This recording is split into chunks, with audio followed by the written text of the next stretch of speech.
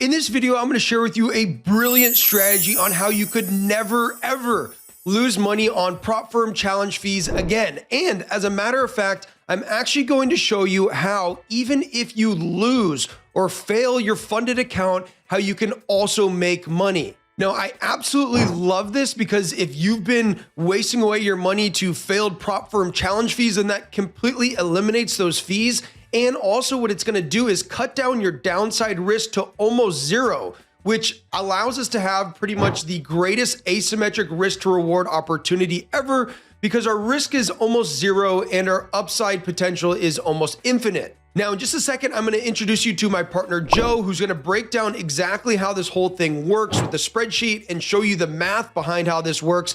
But there is some hidden risk involved in actually using this strategy. So make sure that you stick to the end so you don't miss that important piece. So the way that this works is you're going to have two accounts. Now, most of you are used to just setting up one account every week or however often you do. You set up your prop firm account and load up your Titan X or Titan AC. You download your leaderboard strategy. You're all familiar with that, right? With this, you're actually going to set up a second account, and that's going to be a real account, which is an account with your own personal funds deposited on your own broker. And this real account is essentially going to hedge the trades from your prop firm account. And so you could say that your prop firm account is acting as the master account, and then your real account is like the slave account. And it's going to copy the trades exactly, except it's going to copy them in the opposite direction. So when the prop firm account takes a buy, the real account is going to sell. And when the prop firm account sells, the real account is going to buy. And then of course, it's also going to scale the lot sizes such, because the real account doesn't need to be the same size as the prop firm account. It's going to be much smaller. Typically, what's recommended is 3 times the cost of the challenge. In this example here, we're going to assume $100,000 account challenge size. We're going to assume it costs us $500, and therefore the real account size should be $1,500. All right. First, we're going to go through a case study here, and we're going to first talk about, or not a case study, rather more just an example where I'll break down the math. But first is going to be the challenge phases, and then is the funded account. And so we'll start with phase 1 here. Now, obviously, you can either pass or fail phase 1. We'll go through each scenario. Let's say you fail phase 1. If you fail phase 1, then you're going to be out $500. But the cool thing is you're not just going to be out that challenge fee. You're actually going to have recovered it on your real account. Because again, remember, when the challenge fails, your real account makes money.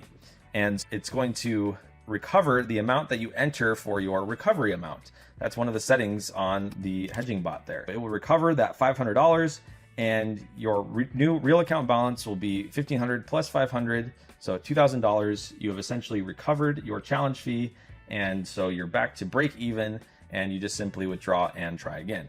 Now, phase 1, let's say that it passes. That's even better. You don't lose the challenge fee, but you do lose that $500 on your real account. So now your new real account balance is down to $1,000, but you get to move on to phase 2.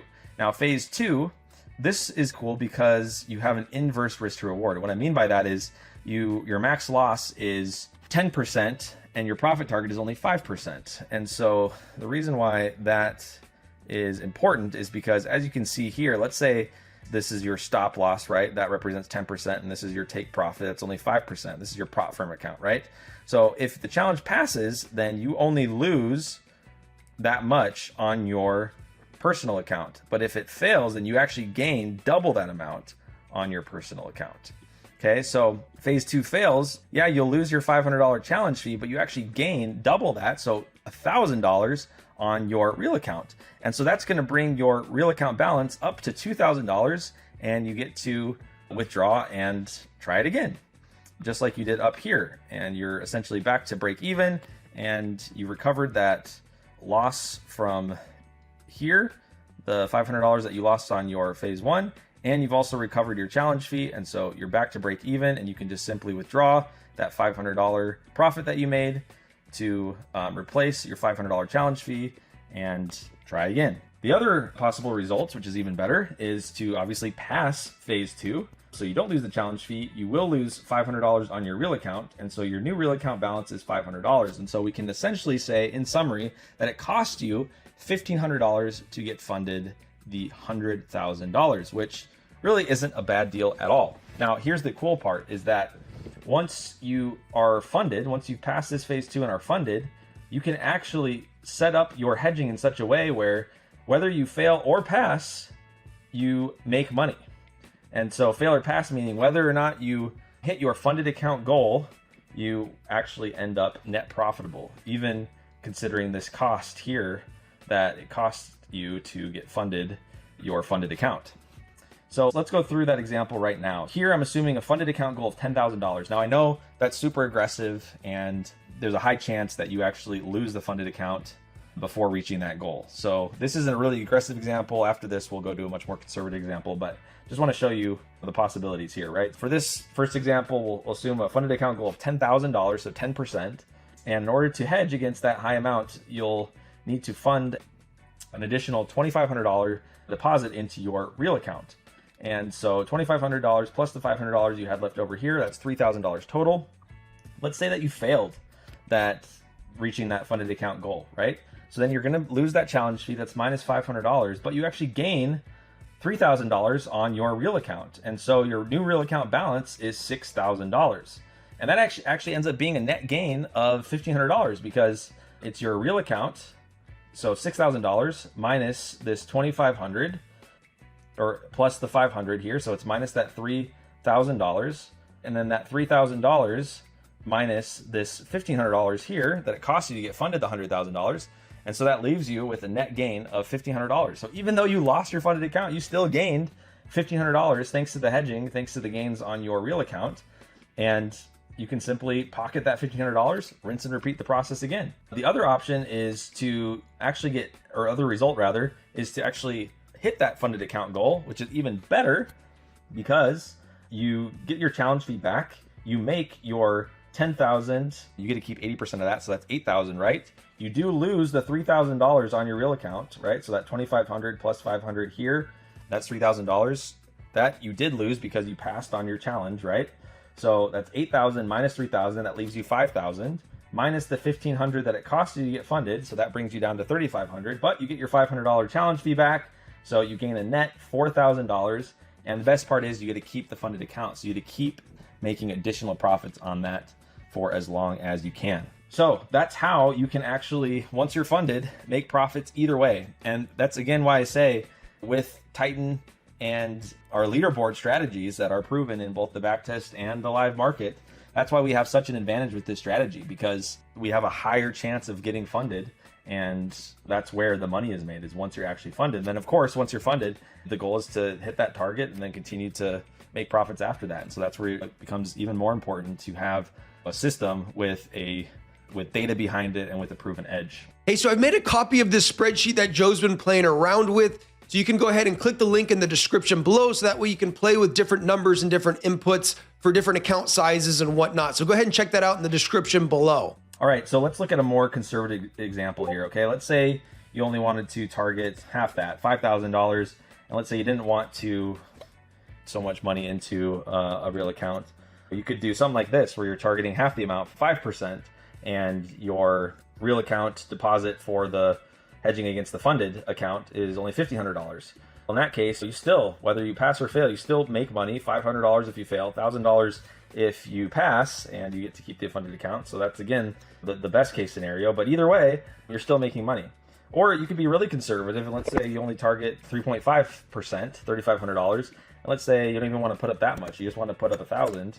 You could do that, and if you fail, okay, you don't gain anything, but at least you don't lose anything if you fail. So it's still risk-free. But if you pass, then you still gain $300, and you get to keep the funded account and make profits on it as long as you can.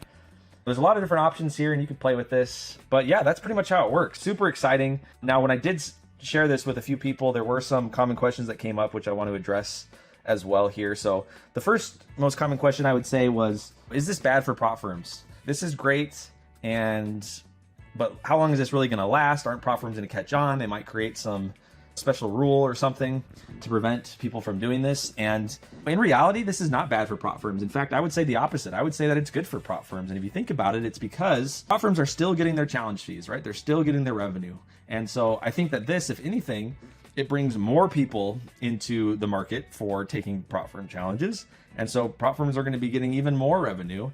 And not only that, but traders are going to be less concerned about their funded rates because they're hedging their own risk against the prop firms. And so they're not so concerned about losing challenges. And if anything, I think prop firms are going to make even more revenue because of that. No, I would not say this is bad for prop firms. I would say it's actually good for prop firms in the prop firm industry. The other question that came up is, do you even need Titan? If this is risk-free, essentially, then why do you even need Titan? Why do you even need a strategy with an edge at all? Why don't you just basically put a blindfold on, enter trades, and whether you pass or fail, it doesn't matter because you can't lose. And although that's true, you do still want to trade with an edge because, again, profits aren't made during the challenge phase here. I think you'd get pretty sick and tired of wasting time setting up challenges and just having to break even and start over. You want to get through this as quickly as you can, and you want to get funded, and you want to keep your funded account. That's where the most money is made. So you're going to make a lot more money a lot faster if you actually are trading a strategy with an edge, and all the hedging is doing is just hedging against your risk. And yeah, I would say it's definitely a huge advantage that we have as prop farmers using Titan and using our leaderboard strategies that are, again, proven in the backtest and live market. The other question that came up is, could you hedge your prop firm accounts? So could you do a variation of this where you're taking buys on one prop firm account and then you're taking sells on another? Within the same prop firm, you cannot do that. That's against every prop firm's rules. Across different prop firms, I'm not sure exactly. You definitely can't if it's the same broker, but even still, even if you could, you wouldn't want to because you could end up in a situation where both of them hit max daily loss and lose. So yeah, it doesn't really make sense to do it that way anyways. Let's see. How will the hedge bot work? So it's actually going to work really simply. Again, you're just going to load this hedging bot on this real account. You need to open an additional real account, and then you load the hedge bot on there, and you're just simply going to enter the recover amount. And that's just the amount, how much you want to make if you failed the challenge, or how much you're willing to lose if you pass the challenge. So it's really just that simple, and then it will automatically determine your lot size. Okay, the other question was, can we start now? We're going to have this hedge bot ready by early January. We'll have our prototype or beta version ready by January 2nd. So just right at the start of the new year, but we're going to need some time to just test it and make sure everything's working properly, of course, before releasing. Hey, if you'd like to get this hedge bot for free, then you can by becoming a prop farming member. And in order to become a prop farming member, go to www.propfarming.com, where we'll explain exactly how we've been able to help over 650 people become funded traders using our trading algorithms. If you go here in the Discord, you click on useful links right here at the top, you can see there's a link for LQDFX. This is actually a broker that we use before prop firms, and we use for a long time, and they've always been good for us. Never really had any issues with them at all. And when I say we, myself, Adam, Tyler, and the rest of our community, before we really got into prop firms, we were trading just exclusively on LQDFX pretty much. It was us. The nice thing about them is they accept US citizens as well as international clients. Now, I know a lot of US citizens are going to say, I want to trade on a US regulated broker, and that's fine, except it's not going to work with very many Titan strategies because you have to pay careful attention to first in, first out rules. You're not going to have the same amount of leverage. There's no hedging allowed. So with some Titan X strategies, that's going to be a problem as well. Just to avoid all of that, you can just use a broker like this. And not only that, but we also have instructions on like how to fund your account and everything. So the broker we've been using is LQDFX, and I'll include a link also in the description below. And if you use that link, it should save you a little bit of money on fees, I believe, and it should also give you the option to double your trading deposit. So if you deposit $3,000, then they'll actually double your deposit and give you an additional $3,000 once you trade a certain number of lots. Hopefully this made sense. Of course, if you have any questions, feel free to tag me in the farmers chat. I'm sure I'll go ahead and share this as well so that you can play with these numbers. And I'm sure, going back to that power of the mastermind, I'm sure some of you will come up with variations of this that are even better. That'll be really fun to discuss as well.